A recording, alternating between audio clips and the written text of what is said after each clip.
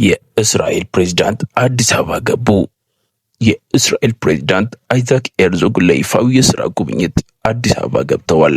ፕሬዝዳንቱ ቦሌ ዓለም አቀፍ አውሮፕላን ማረፊያ ሲደርሱ የውጭ ጉዳይ ሚኒስትር የሆኑት ዶክተር ጌዲዮን ጢሞቴዎስ አቀባበል አድርገውላቸዋል።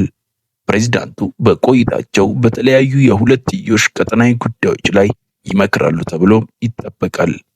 የእስራኤል ፕሬዝዳንት የመጡት የቱርክ ፕሬዝዳንት ሬሲፕ ታይብ ኤርዶዋን በመጡ ከሳምንት በኋላ ነበር።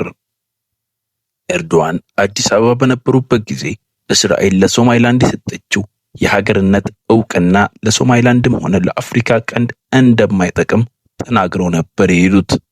ይህ ከሆነ ከሳምንት በኋላ የእስራኤል ፕሬዝዳንት ለይፋዊ ስራ ጉብኝት አዲስ አበባ ገብተዋል።